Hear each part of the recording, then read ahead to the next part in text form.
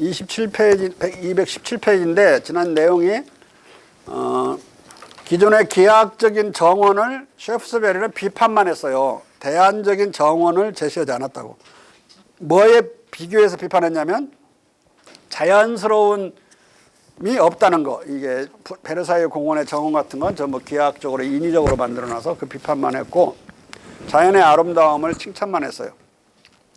정원을 그와 같이 만들어야 된다. 그렇게 주장은 안 했기 때문에 아무런 정원론은 전개하지 않았어요. 그런데 여기서 지금 중국 사람 두 사람이 해석을 하기를 셰프스베리가 유사한 그런 중국과 같은 유사한 정원론을 전개했다고 오해를 해서 좀 내가 여기서 비판하려고 그래요. 바로 들어가는 내용이 그 내용입니다. 누구 읽을 차례냐?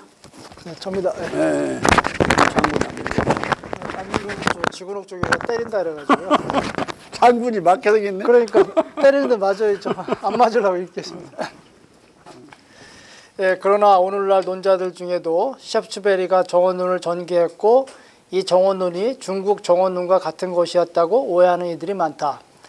앞서 지적했듯이 진수인은 셰프스베리와 같은 의견들은 중국 정원을 거명하지 않을지라도 새로운 미감의 직접적 촉진제였다고 말한다.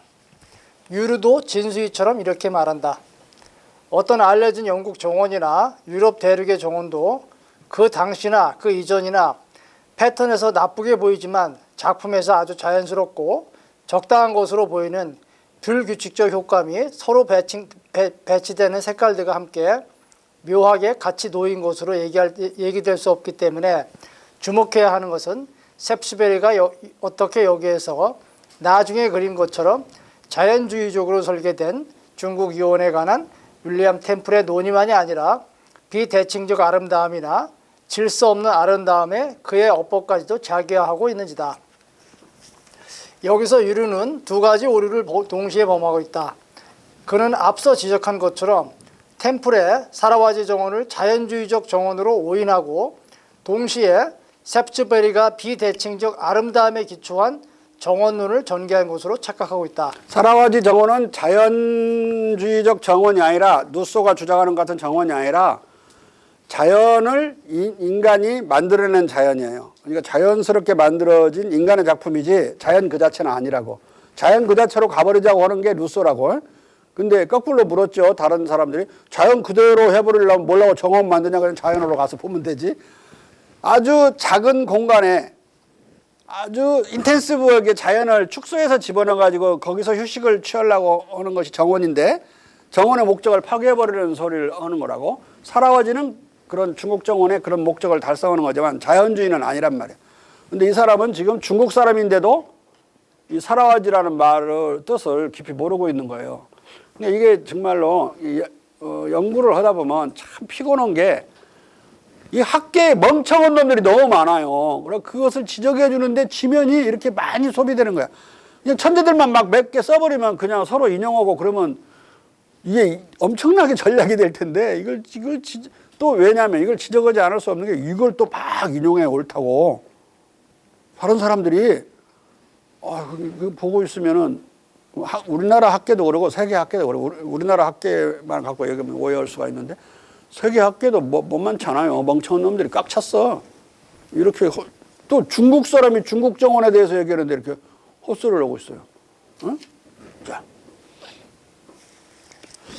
그러나 셰프스베리는 기껏해야 기존의 유럽 정원을 비판하고 야생적 자연에 대한 동경만을 피력했을 뿐이고 그 어떤 대안적 정원도 제시하지 않았다.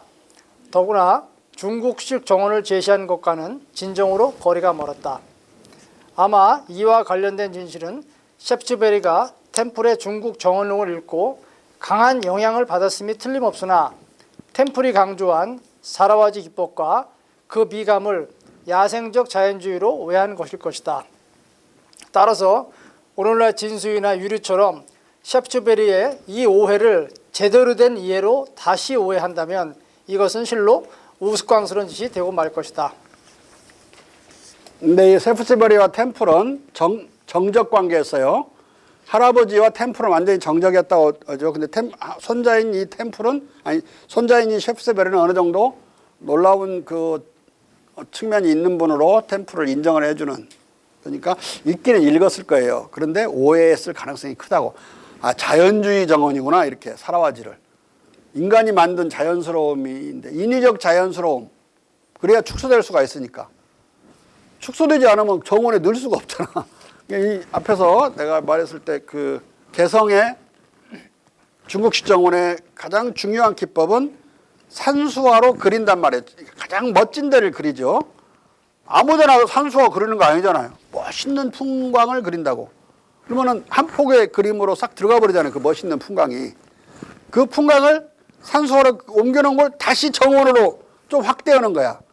그러면 자연에 비하면 축소된 거지만은 산수화 그림에 비하면 확대된 거라고. 그러면 산수화도 인위적인 거고 산수화를 다시 확대해서 짓는 정원도 인위적인 건데 보면 대단히 자연스럽게 엄청나게 높은 폭포도 똑같은 폭포도 축소해가지고 만들어 놓는단 말이야.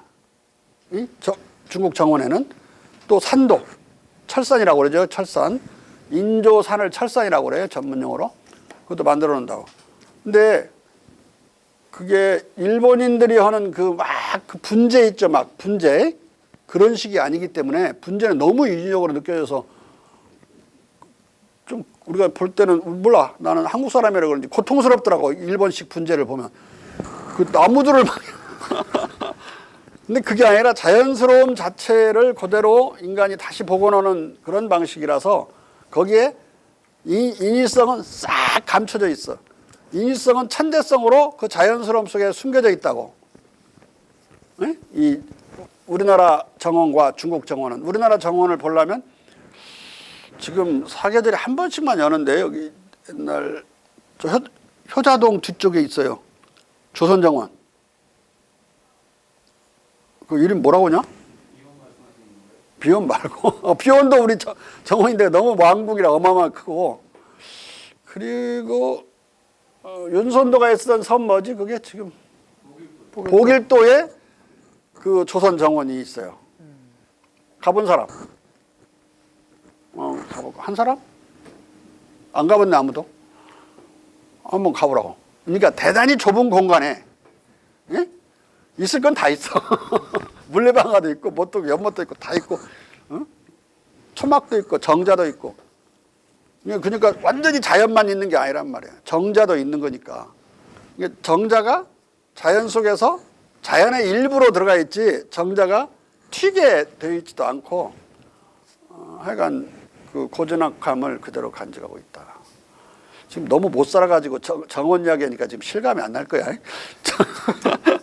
정원은 커녕 지금 아파트도 하나 못 갖고 있는 마당에 자꾸 그 말을 하니까. 얼마나 그러니까 옛날 조선이나 중국이 잘 살았는 걸 한번 생각해 보세요. 지금 우리가 그 정자가 내가 어렸을 때 도처에 정자가 있었어요. 그럼 그 정자에서 뭐였냐면 모내기 할 때 거기서 밥 먹었어. 정자에서. 정자가 서민들은 모정이라 해서 띠로 온 거 있었고 좀 이제 양반들이 사는 데는 기와집으로 정자가 돼 있어가지고 거기서 밥 먹고 그랬거든. 근데 싹 없었어 지금. 일단 모정은 누가 그걸 계속 매년 이어줘야 되는데 이어줄 할아버지들이 다 죽어서 싹 없어졌고 여기 가보니까 싹 없어졌더라고. 그 다음에 정자는 누가 손질을 안 해줘가지고 무너져 내려. 우리 한강변에 있는 정자도 가서 잘못해서 바닥 듣다가 다쳐 썩어가지고 팍 꺼져버린다고. 근데 아무도 안 올라가고 그냥 딱 막아놨지 못 가게. 그게 원래 우리 이제 정원의 한 모습들인데 그걸 즐길 만큼 여유도 없고 그걸 고쳐 다시 쓸 생각도 않잖아요. 옛날에 풍류가 더 많았던 시절이었어. 그러니까. 자. 셰프츠베리는 궁궐정원의 인공적 미로, 위조 황야, 딱딱한 규격의 모방에 대립되는 순수한 우아미, 장엄미, 진짜 질서정을 갖춘 야생적 자연을 예찬했으나 영국 장원이나 자기 소유의 정원을 야생적 자연의 정원으로 만들려는 의도가 없었다. 자연은 자연이고 정원은 정원인 것이다. 그가 왜 야생적 자연주의 정원을 기획하지 않고 그냥 야생의 황야와 사냐 또는 대양을 찾는 곳으로 자연주의 미감의 충족을 가름했을까? 아마 야생적 자연주의 정원이 뜨거운 얼음, 둥근 네모와 같이 존재할 수 없는 형용모순의 정원이었기 때문이었을 것이다. 야생적 자연주의하고 그 말은 뜨거운 그 말에 해당돼. 근데 정원은 얼음에 해당되는 거라고. 어울리지 않는 이야기죠. 야생은 자연이고 정원은 인간이 만든 거니까 안 어울리니까 그걸 기획을 안 해버린 거예요. 자, 정원은 어디까지나 인간의 작품이고 여기에 야생적 자연을 담는 것은 그 자체가 자연적 야생을 파괴하는 인공인 것이다. 바로 이런 이유에서 셰프츠베리는 야생적 자연주의 정원의 설계를 포기할 수 없었을 것이다. 그러므로 셰프츠베리가 현실 속에서 포기할 수밖에 없었어요. 잘못 지었네. 볼펜 하나 줘.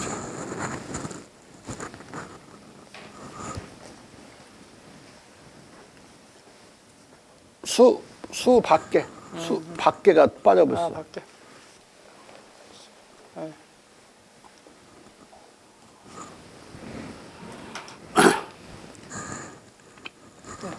그러므로 셰프츠베리가 현실 속에서 실제로 향유한 정원이 자연주의적 정원이 아니라 보존주의적 정원이라고 해서 그가 자기의 조언론과 어긋나게 행동했다고 비판할 수 없을 것이다.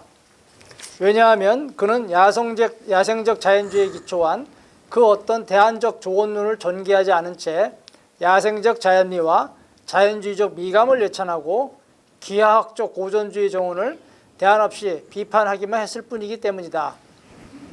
그러나 최근 들어 일련의 논자들은 셰프츠베리의 개인 정원이 자연주의적이 아니라 고전주의적이라는 것을 발견하고 이것을 그가 전개한 바 없는 그의 정원 이론과 모순되는 것으로 오해하고 그의 야생적 자연주의 미감에 대한 중국 정원과 템플의 영향을 부인한다. 가령 데이비드 레더바로우는 1984년 셰프츠베리의 동판인쇄 초상화에 담긴 정원의 배경 그림을 정밀하게 분석해 그것을 고전주의 전원으로 밝혀냄으로써 셰프츠베리 미학의 중국 친화적 해석을 비판했다.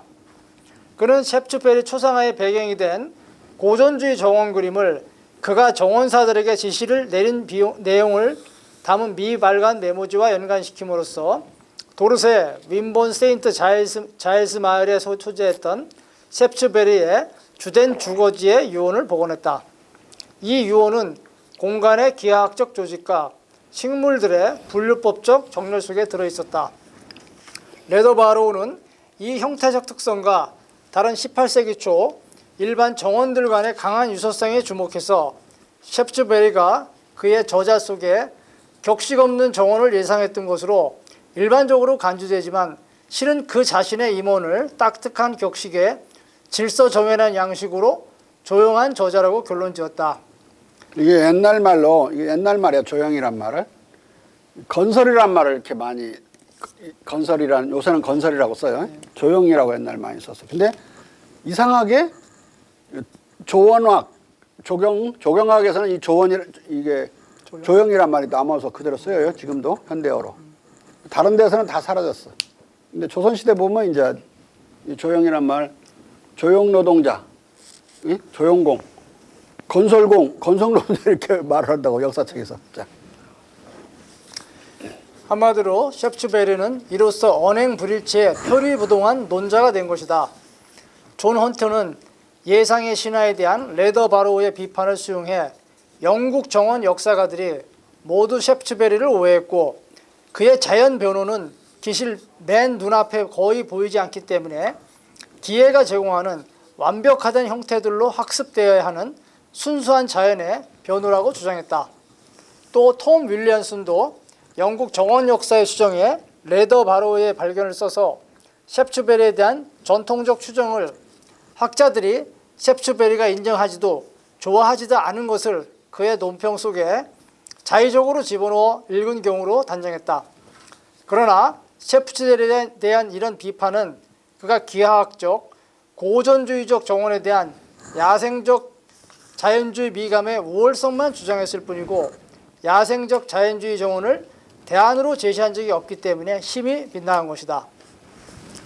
게다가 설령 셰프추베리가 실로 자연주의적 정원개혁을 주장했다고 하더라도 이론과 실천을 일치시키는 것은 당시 자연주의적 정원 설계사의 부재 및 방대한 토지 구입과 조원 작업의 무거운 경제적 비용 부담 때문에 매우 어려웠을 것이다. 이런 까닭에 중국식 정원 개혁 운동을 벌였던 포프와 에디슨도 자기들의 정원은 비트루비우스 모델의 고전주의 정원으로 견딜 수밖에 없었다. 이것은 포프와 에디슨의 표리부동성이 아니라 사라와지 기법을 알고 시행할 정원 설계사가 아직 성숙하지 않았다는 문제와 경제적 고비용의 현실 문제로 야기된 이론과 실천 간의 괴리였던 것이다. 하지만 에디슨과 포프는 자기들의 재력과 조원 기술이 허용하는 한에서 자기의 작은 정원에 중국식 정원 미학을 실행했다고 평해야 할 것이다.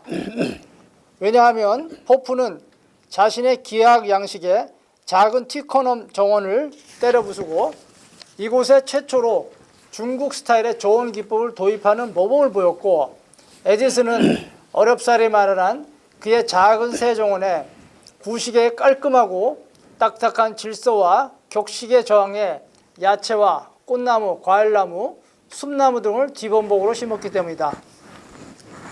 그리고 세계 최초의 정원 이론가이자 정원 설계의 최고수였던 개성도 산을 구입할 돈이 없어서 자기의 정원을 마련하지 못해서 말년에 신세 한탄을 했을 정도였다. 신세 한탄을 써놨어. 자기 책 뒤에다가. 언야라오는 책 뒤에다가 나는 남의 정원만 평생 만들어주고 다녔지 자기는 땅 한 평 구입할 데가 없어갖고 그냥 이러고 있다. 나의 신세가 이게 뭐냐 한탄만 해놨어. 모름지기 시사가 분분한 소리를 들으면 다 은거하고 싶은 마음이 생기지만 부끄럽게도 산을 살 재력이 없으니 무릉계곡 입구에 사는 사람이 된 것만도 달갑게 여긴다. 무릉공원 들어가기 입구에 살고 있으니까 그걸로 그냥 만들어다. 돈이 없어서 산을 살 돈이 없어. 자. 중국 정원 설계의 세계 최고수조차도 말년에 이런 신세였던 것을 감안할 때 셰프추베리가 자연주의적 조원 기법을 갖춘 최고수의 새로운 정원 설계사를 기르고 방대한 산지를 구입해 자연주의 정원을 설치하는 것은 아예 불가능했을 것이다. 독일의 팔츠 선제후와 바이에른 선제후를 겸했던 칼 데오드르 마인츠 선제후 막스 조셉 3세가 3년간 영국 국왕에 중형가든 전문 조원사 윌리엄 체이머스 밑으로 유학을 보내 육성한 프리드리 루트비 폰스킬이라는 중형가든 전문 설계사가 있었기 때문에 미넨 이자르 강변에 3,007 제곱킬로미터에 달하는 앵글리셔 가르텐을 완성할 수 있었다. 그러나 셰프추베리는 마인츠와 바이른의 방대한 영토를 겸병한 칼 데오드로 선제와 같은 왕후가 아닌 짧은 연륜의 100작에 지나지 않았던 데다가 그가 살던 시대는 스켈 같은 신식 조원사를 육성할 생각을 할 수 없는 세기 전환기였다. 따라서 셰프추베리와 관련해 조원학적 언행 불일치가 무슨 폭로나 되는 양 그를 비난하는 것은 애당초 불가한 것이다. 다른 한편 셰프추베리는 그가 자연주의 정원으로 오해한 오리지널 중국 정원과 중국 예술에 대해서 호감을 가졌음이 틀림없지만 훗날의 골드 스미스처럼 모조 중국풍 공예와 예술품, 즉 통속화된 사치스런 신화지리에 대해서는 건전한 미감을 해칠까 봐 우려했다. 1710년에도 셰프추베리는 통속화된 신화지리에 대한 여전한 거부감 속에서 자연주의적 미감을 고수함과 동시에 고전주의 미감에 대한 충성을 아직 간직하고 있었다. 보다 부드럽고 보다 알량되는 유형의 기쁨의 경우에는 어떤가? 여성스러움은 나를 기쁘게 한다. 인도식 문양들, 일본식 칠기, 범랑은 나의 눈을 때린다. 인도식 그런 데는 전부 중국식이라고 놔야 돼요. 이때는 인도와 중국을 구분을 못했어요. 인도라고 하는 것도 다 중국이야, 이 사람들이. 그러니까 먼 동방 뭐 이런 뜻으로 막 쓰는 거예요. 뒤에 내가 말을 해놨는데 중국식은 인도식은 중국식이라는 말을 잘못한 거라고. 자. 칙칙한 색깔들과 거친 색깔은 나의 상상에 가까워진다. 나는 프랑스 스타일이나 블랑드리 스타일이 첫눈에 아주 좋았다.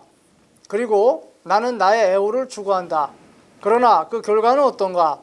내가 나의 좋은 풍미를 영원히 몰수당하지 않는가? 내가 이탈리아 거정의 아름다움이나 자연과 고대인들의 기초에서 적절히 형성된 손의 아름다움을 맛보게 되는 것이 어찌 가능할까? 내가 나의 목적을 달성하고 내가 제안하는 향유에 도달하는 것은 변덕과 일시적 기분이 아니다. 예술 자체는 가혹하고 규칙들은 엄격하다.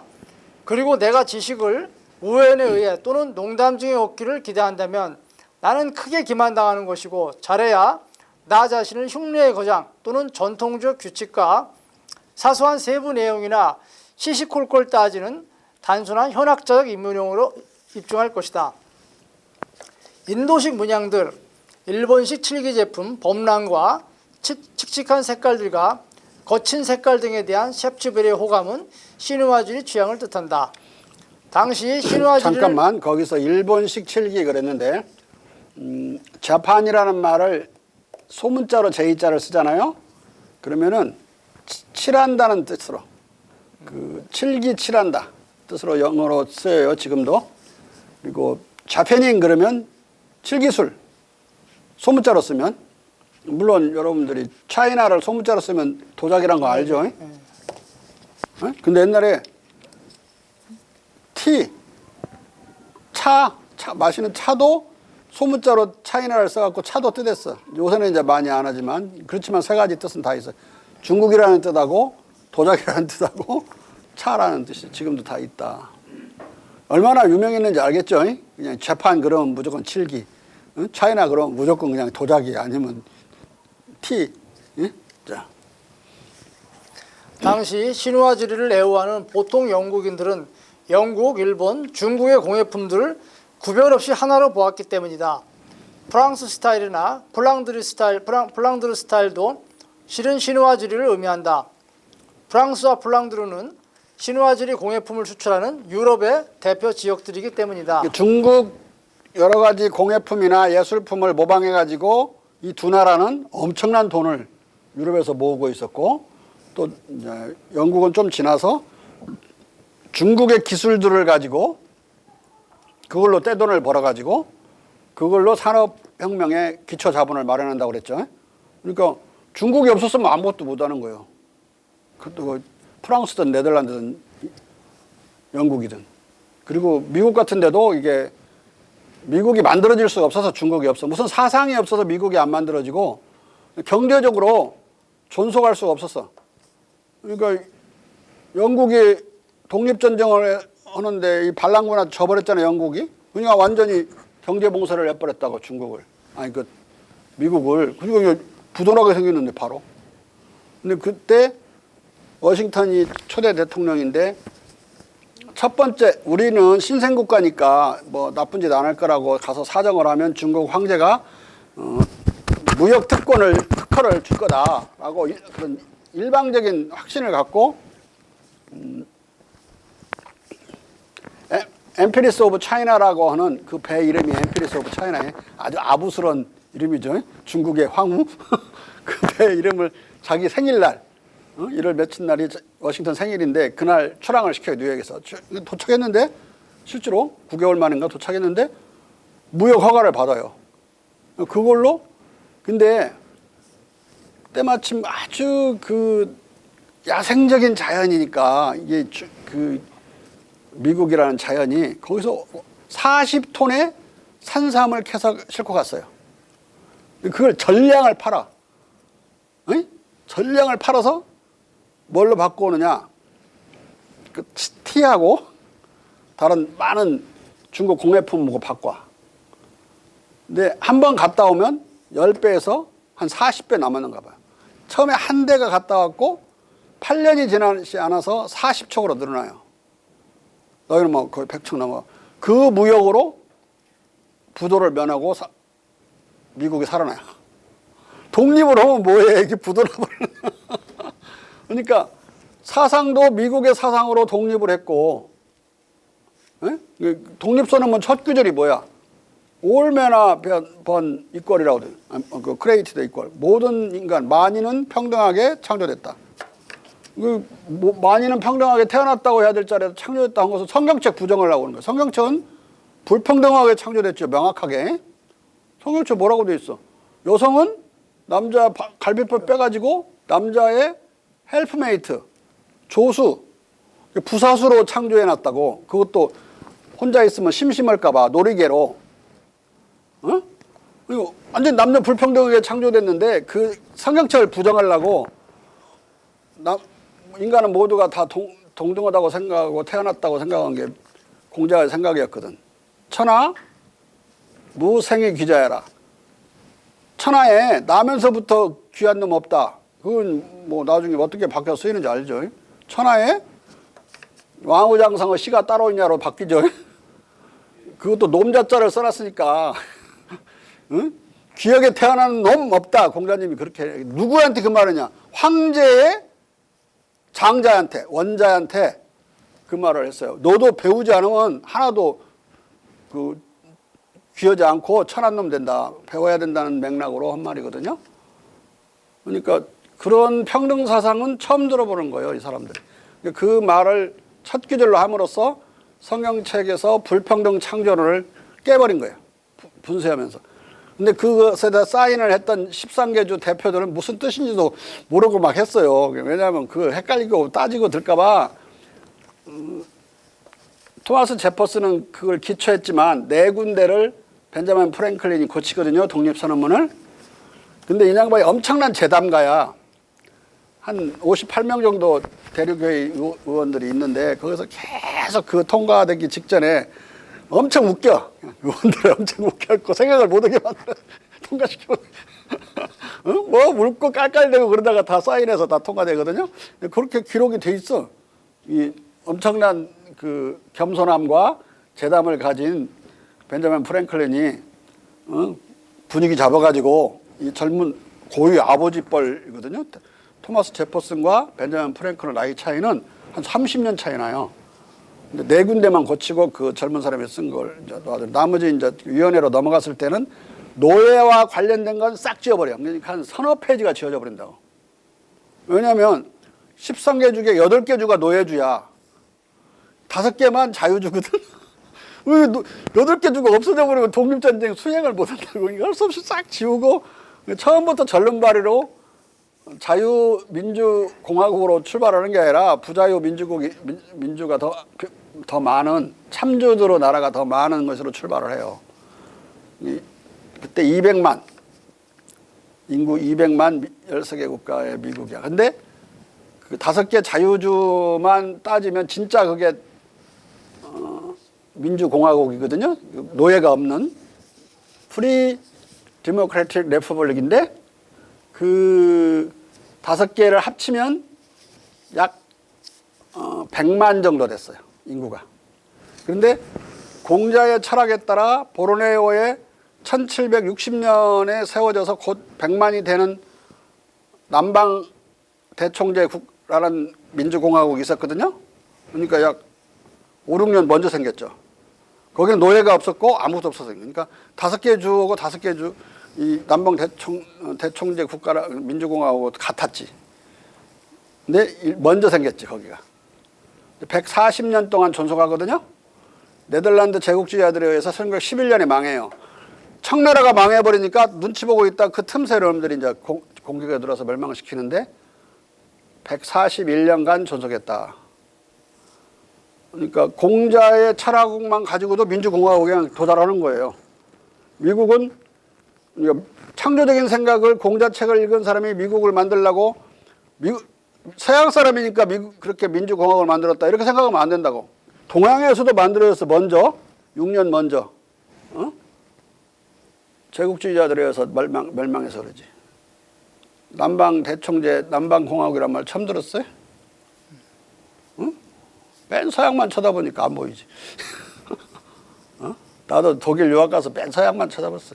나중에 프랑크푸르트 가르치는 거 보니까 동양도 많이 가르쳤더라고. 나 거기다 강의 신청도 안 해서 그래.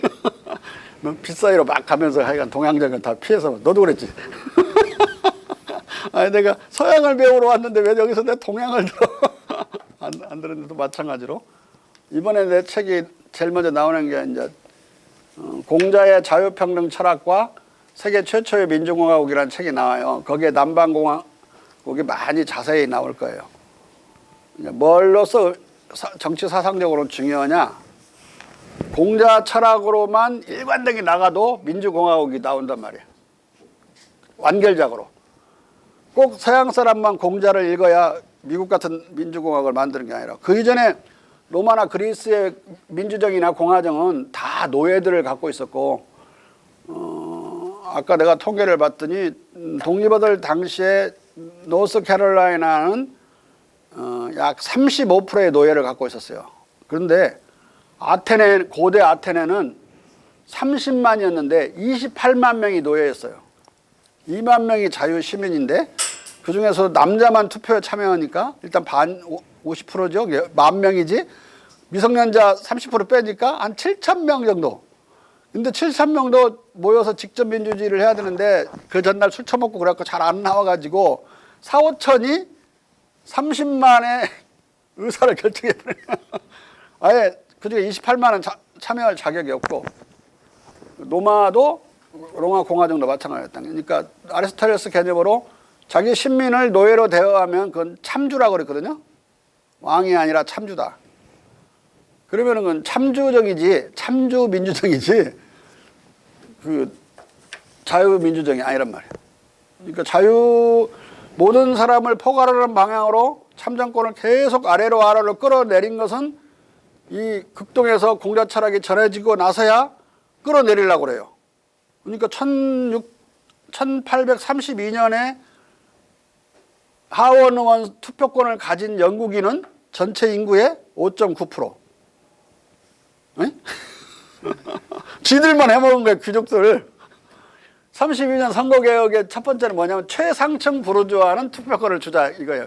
그러니까 약 0.6%가 늘어난 거예요. 5.2%에서 한 늘어나서 5.9% 된 거야. 근데 40실링 지대를 가진 에스테이트 소유자라고 되어 있었기 때문에 그 이전에는 그러니까 40실링의 소득이 아니라 땅의 지대로 거둬들이는 돈이 40실링에 도달해야 되니까 땅이 얼마나 넓어야 되는지 장원을 갖지 않으면 투표권을 안 준다는 뜻이니까 귀족이 아니면 투표권이 없는 거죠. 근데 그걸 자꾸 피플이라고 써놔갖고 헷갈려 버리는 거야. 근데 1832년이면 미국 혁명도 끝났고 프랑스 혁명도 끝난 상황이니까 그 압박으로 그걸 고치는 거야. 그 국제적인 압박으로. 그리고 1918년에 가서야 70%에 도달해. 왜냐하면 여성은 30세까지 투표권을 안 줬거든. 1918년에도. 그 이후에 개혁하면서야 21살, 20살 남녀가 똑같아졌고 그 이전에 또 방을 3개 이상 갖지 않으면 투표권이 안 나왔기 때문에 1개, 2개 가진 건 아니고 이런 식으로 투표의 아래로 내려오는 과정은 극동의 민본주의가 전해지면서야 가능했다. 민유방본이라는 건 1656년에 라틴어로 이미 전해져요. 라틴어를 내가 못 찾았다가 이번에 찾았는데 아르티니의 책에 민유방복론, 백성이 나라의 근본이란 말이 그렇게 번역되어 나가요. 그대로 직역하면 백성이 나라의 뿌리다 이렇게. 영어로는 이제 다시 1774년에 번역된 거 보면 The people is the root of the empire라고 되어 있더라고요. 제국의 뿌리다. 인민이. 그러니까 그걸 이제 The popular government principle이라고 번역한 르꽁트 같은 사람도 있어요. 인민정부 원리. 얼마나 일찍 전해진지 알겠죠? 이 민본주의가. 민유방본론을 다른 말로 민본주의라고 그래요. 백성이 근본이라고. 민본주의 없이는 민주정이고 공화정이고 아무것도 아니야. 그 지들끼리 해먹는 거라고. 민본주의가 들어가면서야 모든 백성을 최하층까지 포괄하는 공화정이나 민주정이 되는 거예요.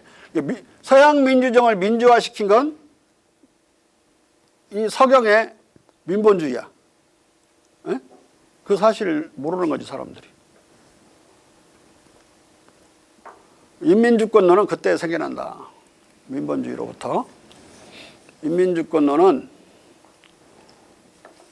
2400년 전에 그런 민유방법론을 가지고 있었는데 성리학자들은 다른 인용을 안 하고 자기들이 깔고 뭉개는 사람이 백성이라는 뜻으로 백성은 나라의 바닥이다. 우리나라 성리학자들. 근데 그렇게 해석할 수가 없어요. 왜? 맹자가 순임금, 요임금 왕자를 누가 주었냐? 하늘이 주고 사람들이 주었다 그러거든. 그리고 하늘은 백성이 원하는 걸 원하는 것이 무엇이든지 들어준다. 이런 말들이 있기 때문에 천심이 먼저가 아니라 민심이 먼저야. 민심을 천심은 반드시 따른다는 뜻이거든. 그러니까 하늘이 준 것은 백성이 준 거나 똑같은 것이고 백성이 왕권을 준 거란 말이야. 그러면은 바닥으로 백성을 바닥으로 해석할 수가 없지. 또 맹자의 말 민기 군공론 백성은 가장 귀중하고 임금은 가볍다. 임금이 바닥이라고 그래야지 백성을 바닥이라고 해석해. 맹자 안 읽어버려. 맹자 그런 규정을 사장시켜버려. 우리나라 성리학자들. 이걸 체계적으로 읽으면 안 되니까 띄엄띄엄 있고 추방해버리고 정약용 같은 놈들은 아예 그런 무의이치, 군주의 입장에서는 자기 없이 다스려야 된다. 자기 없이는 백성의 뜻을 거슬려서 억지로 다스리면 안 되고 백성의 뜻에 따라서 다스리라는 뜻이거든. 안 그러려면 말고 또 유의부려 천하를 영유하나 가녀하지 않아야 된다. 통치하는 건 알아서 백성들이 자치한다. 그리고 아예 얘기에서는 백성 치권이 자치라고 공자님이 그러잖아요. 백성은 임금을 표준으로 모시고 자치하는 거다. 그러면 통치는 다 백성들이 하는 거예요. 임금은 폰만 잡고 앉아있고. 임금을 그렇게 무력화시키는 그 개념을 정약용은 수용을 못하는 거예요. 정조가 막 나서서 개혁을 해야 되는데 이거 완전 허사비 만들려고 하는 이 규절을 어떻게 하냐. 이건 황노 사상이다. 이 노자 사상이다. 노자. 무의 자연 사상이다. 무의치라고 그랬는데 무의자연과 무의치는 다른 거예요. 그래도 무의치는 다스린다고 무의 자연은 안 다스려버리는 거고 추방해버려 아예. 이건 뭔가 노자의 영향이 공자님한테 들어와가지고 이거 유작일 거야. 추방해버려. 경전을 막 유조해버려 경전을. 이게 성리학자는 나쁘고 실학자는 좋고 그 개떡 같은 해석이야. 둘 다 나쁜 놈들이야 다. 어? 정약용이야말로 이게 양반이 해체될까 봐 전전긍긍한자고 그자가 어디 군수 가가지고 엄청나게 다른 건 막 꼼꼼하게 다 해요. 근데 꼼꼼하게 또 가짜 양반들을 다 찾아내가지고 원상 회복을 시켜놔요. 돈 주고 산 놈, 뭔 놈. 이제 3년인가 1년 반인가 근무하고 갈 때쯤에서 잔치를 벌리는데 이제 그날 다음 날이면 가버리는 거니까 누가 와서 귀에다가 지가 써놨어. 정약용이가 귀에다가 그러더래. 다 잘하셨는데 양반을 가짜 양반 그 발굴해서 그 한 건 그건 잘못하신 겁니다. 그 말은 딱 해버리더래. 어? 그러면서 저 뭐라고 그랬냐면 뭐 아무리 고쳐도 안 고쳐지는데 그냥 뭐 말지. 그래서 정약용 같은 그 쫀쫀한 자도 끝내 그 가짜 양반을 고친 걸 자기도 후회를 한 거예요. 그렇게 될 수밖에 없어요. 왜냐하면 3년에 33명이 과거시험을 합격해요.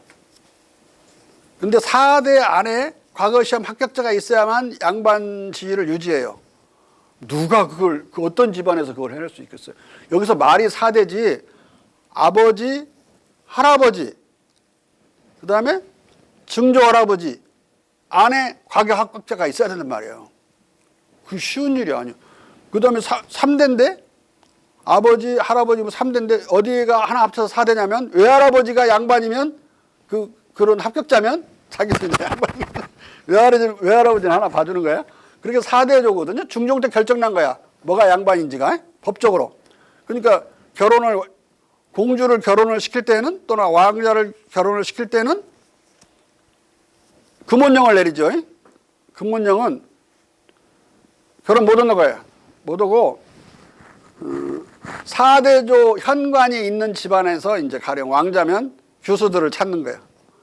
그때 다시 그 법령이 다시 살아나는 거예요. 종종의 법령이 4대조 안에 그거. 딴 때는 잊어버리고 있다가도 그러면은 10대조 할아버지 전에 과거 시험 합격자와 현관이 있었다. 현관은 실제로 관리를 한 사람이야. 돈 주고 산 사람 말고. 왜냐하면 뭐 전란 때는 많이 돈 주고 그 양반직을 국가에서 팔았으니까 그거 말고 과거 시험을 실제로 합격해가지고 관직을 한 사람이 이제 현관 실직 관리란 말이야. 그런 사람이 있냐고 4대 안에. 그런 조건 하에서.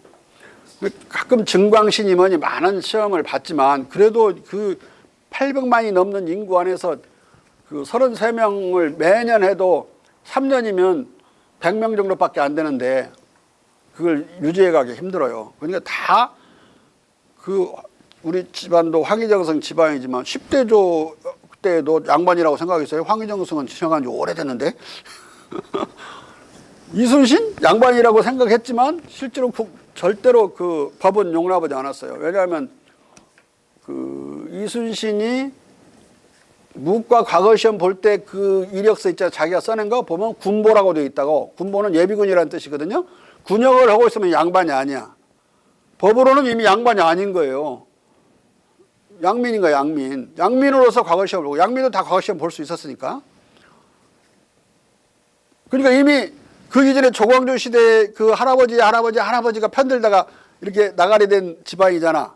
이순신 집안이. 이미 그 양반이 아닌 평민으로 떨어져 있는 상태에서 이제 과거 시험을 다시 된 거니까 이순신도 평민화돼 버렸는데 웬만한 사람들이 다 평민이 됐을 게 아니에요.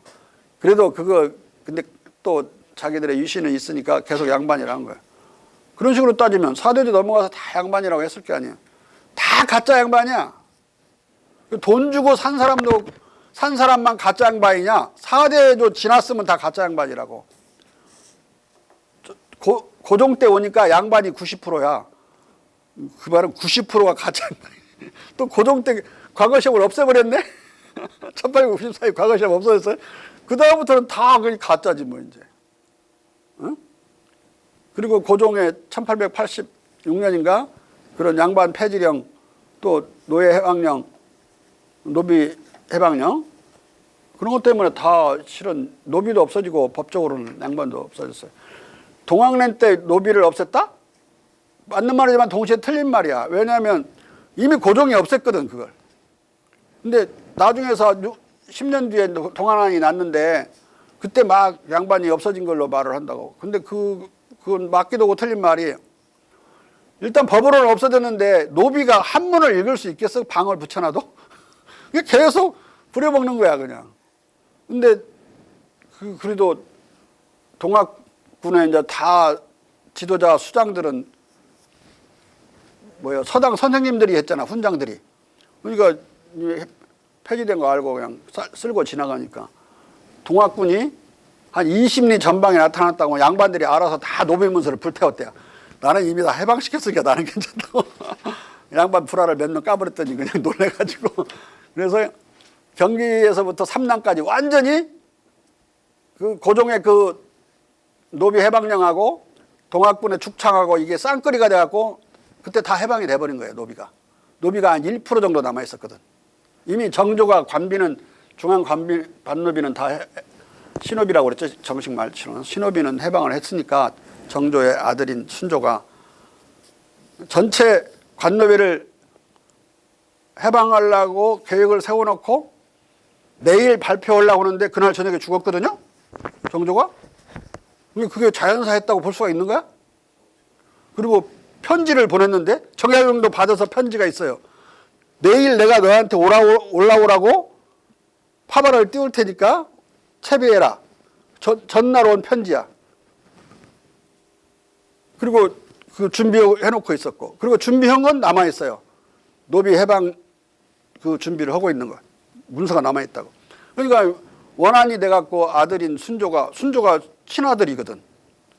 그러니까 1년, 즉위 1년에 아버지의 유언이라고 그래가지고 정순왕후를 개치고 정순왕후가 이제 실권을 잡아버렸잖아요. 위로부터 그 아버지 유운을 내세워서 11살짜리가 노비문서를 불태워버리다. 그 대신 지방 관비는 못하고 서울에 관노비하고 함경도도 궁이 있었거든요. 이성계의 집안은 궁으로 바뀌어 있었기 때문에 거기도 신업이라고 그랬어요. 중앙 신업이. 거기도 불태워버려요. 그리고 임금노동자로 재고용을 바로 하죠. 그러니까 광화문 앞에 내다 놓고 산더미 같은 관노비 문서를 다 불태워버려요. 순조가. 아버지가 계획을 안 해놨으면 못하지. 11살짜리가 정순왕후 할머니한테 어떻게 되더라. 그때 많이 해방이 됐고 지방 노비들은 그렇게 해버리니까 다 도망가 버렸어요. 그래가지고 여기 사학이라고 그래서 이제 향교, 서울 향교를 사학이라고 그랬어요.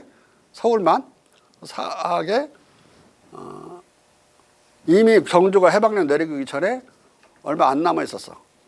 한 1000명이 있었으면 100명도 안 남아 있는 거야. 이제 아예 불태워버리니까 다 없어졌으니까 지방에 관노비도 다 도망가요. 남원은 4명 남아 있어. 4명 남아 있고 이놈은 안 도망가고 있는 게 너무 공업잖아. 그러니까 4명 남아 있는 노비는 평균보다 더 높이 고마워. 그러니까 이런 말도 그러니까 기록에 남아 있어요. 다 도망가 버리니까 안 도망간 노비들이 엄청나게 대우를 받았다. 어? 왜냐하면 추노를 금지시키거든요. 그 영조가 핑계를 대서 무슨 뭐 흉년이 들면 더 이상 도망노비를 추적하는 자가 추노라고 하는 직업이 있었는데, 야 흉년 들었으니까 하지 마라.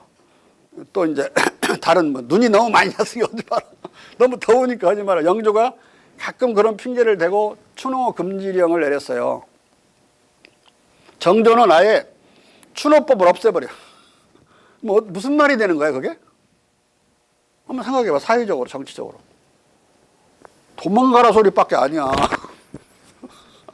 그리고 도망가면 먹고 살 데가 많아졌어요. 광산업도 많이 열렸고 은점, 금점, 동점 엄청나게 금점 열리고 또 시내에도 먹고 살 데가 너무 일자리가 많아가지고 가서 숨어버리면 못 잡고 이놈이 나의 임금 노동자로 고용돼서 뭐 주인하고 이 사람하고 한편인가 이제 이 임금 노동자하고 주인이 찾으러 오면 없다고 못 찾아. 그리고 추노법이 금지되니까 아예 이제 노비들이 다 도망갔을 게 아니에요. 그러니까 해방에서도 해방됐고 도망가서도 해방됐고 그래서 고종 때 1% 남아 있었다니까. 그 1% 노비에 대해서 해방령을 내린 거예요. 근데 그것도 쉬쉬하면서 그렇게 하니까 이제 마지막 동학군이 축창으로 그냥 해방을 해서 없어져요. 무슨 뭐 누구냐 저 가보개혁에서 없어졌다고 그렇게 착각하지 말라고. 이미 다 없어진 상황이었어요. 이야기가 엉뚱한 데로 갔는데 아무튼 또 읽어보세요. 그러나 샵추베리는 이 통속적 신화지리에 대한 자기의 호감과 애호가 더 높은 예술에 대한 미학적 감성 능력을 망가뜨리지 않을까 걱정하고 있다. 여기서 더 높은 예술은 고전주의적 이탈리아 거장의 아름다움과 자연과 유구한 것들의 기초에서 적절히 형성된 손의 아름다움으로 제시되고 있다. 이탈리아 거장의 아름다움은 샵추베리가 아직 고전주의적 미감을 버리지 않았음을 뜻하고 자연과 고대인들의 기초에서 적절히 형성된 손의 아름다움은 그가 템플의 사라와지와 중국 정원에 대한 일정한 오해로부터 개발한 그의 야생적 자연주의 미감과 동시에 그리스 로마 고대인들의 헬레니즘적 고전주의 미감도 아직 미 이상으로 견지하고 있음을 뜻한다. 그는 1710년 현재 예술 차원에서 보면 고전주의와 자연주의 사이에서 동요하며 자기도 부분적으로 휘말려든 통속적 신화지리 광풍 속에서 고전주의적 미감과 자연주의적 미감이 망실하지 않을까 우려하고 있다. 그러나 샵추베리의 통속적 신화지리에 대한 그의 이 점잖은 우려와 미학적 동요는 중국 혐오와 무관한 것이다. 신화지리와 중국 예술은 본질적으로 다른 것이기 때문이다. 하지만 휴 하나는 통속적 신화지리에 대한 그의 우려를 근거로 셰프주베리를 중국 예술에 대한 보다 엄숙한 반대자로 심지어 맹렬한 중국 혐오자로 만들어 놓고 있다. 그리고 유류는 이것을 기정사실화하면서 의심할 바 없이 유럽 중심주의의 이러한 폭발은 그의 고전주의적 교육에 장기적 영향을 드러내주는 것이라고 단정한다. 그러나 고전주의적 비트루비우스 정원 모델에 대한 셰프주베리의 혐오감은 그를 유럽 중심자로 만든 유리의 관점을 어렵게 하는 한편 셰프주베리가 중국 열광자 템플을 귀중한 저자로 호평하고 평생 극동제국의 종교적 자유와 종교로부터의 자유를 동교하고 변호한 철학자 피에르 베를 오래 친밀하게 사귄 친구, 따라서 완전한 친구로 여긴 사실들은 그를 중국 예술에 대한 보다 엄숙한 반대자로 심지어 맹렬한 중국 혐오자로 만든 안어의 해석을 궁지로 몰아넣는다. 근본적으로 유리의 저런 난관과 안어의 이런 궁지는 그들이 둘 다 오리지널 중국 예술과 통속적 신화주의를 구별하지 않은 채 신화주의에 대한 셰프주베리의 단순한 걱정을 중국 혐오로 오한돼서 기인한 것이다. 아마 내 해석이 정밀할 거예요. 얘네들이 엉터리로 읽고 해독하고 참 이런 오류들을 왜 범하는지 모르겠어요. 그러고 자꾸 지면을 잡아먹어. 이걸 지적하지 않고 넘어가면 글을 더 쓰기가 어려워요. 자꾸 이거 인용해야 되는데. 자. 그러나 통속적 신화주의 광기는 셰프주베리 같은 품격 있는 논객들만이 아니라 골드스미스 같은 대중적 논객들도 경멸하던 현상이었다. 말을 맺자면 셰프주베리의 야생적 자연주의 미감은 인간이 자연의 자생적 산물을 미화해서 모방한 인간의 작품인 중국 정원의 미감과 상당히 다른 것이다. 중국 정원은 야생적 자연으로 돌아가는 것이 아니라 무격 양식 또는 사라와지 방식으로 자연에다 인간적 신묘 안에 천재적 예술을 가해 야생적 자연을 아름답게 모방해 예술적으로 재창조하기 때문이다. 그래서 조지프 에디슨은 자연을 감쪽같이 모방한 예술적 중국 정원처럼 자연스럽게 잘 지어진 정원, 즉 수유인작 완자 천개의 정원을 셰프주베리의 야생적 자연주의보다 더 선호했다. 자, 수유인작은 사람이 비록 만들었을지언정 하늘이 열려지는 것으로부터 오는 것 같이 만든다는 뜻이야. 그럼에도 불구하고 이거 개성의 말이야, 개성. 이 말을 사라와지라고 이제 그들은 이해를 했던 거죠. 저 템플은. 자. 그럼에도 불구하고 템플이 중국 정원으로부터 추출한 사라와지 미감과 셰프주베리가 이 사라와지 미감을 오해 수립한 야생적 자연주의 미감 간에는 무의위치 또는 자유방임이라는 공통점이 있었다. 사라와지 기법으로 설계된 유언과 야생적 자연은 통상의 기하학적 대칭적 비례적 질서와 규칙성을 보여주지 않지만 그것은 이것 때문에 악하거나 추한 것이 아니다. 템플은 1685년의 정원론에서 중국인들의 사라와지 기법을 설명하기에 앞서 운을 떼기를 다른 어떤 형태들보다 더 아름다울 수 있는 완전히 불규칙적인 다른 형태가 있을 수 있다고 했다. 하지만 사라와지와 자연주의 미감을 고전주의 정원의 미학보다 더 우월하게 만들어주는 것은 숨겨진 총체적 설계 속에서 그것이 얼마나 무질서하냐, 얼마나 질서정연하냐가 아니라 그것이 어떻게 사물들을 단순히 있는 그대로 놓아두느냐 또는 그것이 사물들이 자연적 상태에서 번창하는 것을 허용하느냐다. 야생적 자연에 대한 셰프주베리의 찬양과 마찬가지로 중국 조경술에 대한 템플의 찬미에서 중요한 것은 통제와 규제를 자기로 없인 여기고 사물들이 자기들의 자연적 행로를 취하도록 그대로 놓아두는 일종의 자유방임 철학이다. 그러니까 물이 흘러가도록 해놓고 그 다음은 그 옆에 있는 많은 난초니 뭐니 이런 건 이전에 심어놓긴 했지만 그 다음부터는 막 자연적으로 번지거든요. 그 자라나는 걸 그대로 놔두는 거예요. 그래서 좀 지나고 나면 작업을 끝내고 한 철을 지내고 나면 완전히 자연처럼 다 덮이고 이끼도 끼고 막 그러는 거죠. 그래서 그 자연미와 그 인위적인 천재적인 미감이 섞인 것을 다 감상할 수 있도록. 자. 다만 차이가 있다면 중국 정원과 템플의 중국식 사라와지 미학이 유의적 예술과 야생적 자연을 상호 대립시키기보다 양자를 매개하면서 최선의 가능한 세계 속에서의 미학적 자유를 추구했다면 샵츠베리는 비트루비우스의 기하학적 정원을 혐오한 나머지 야생적 자연을 유의적 예술 일반과 대립시키며 자연적 야생성만을 신의 미학적 섭리로 추구하려고 했다는 것이다.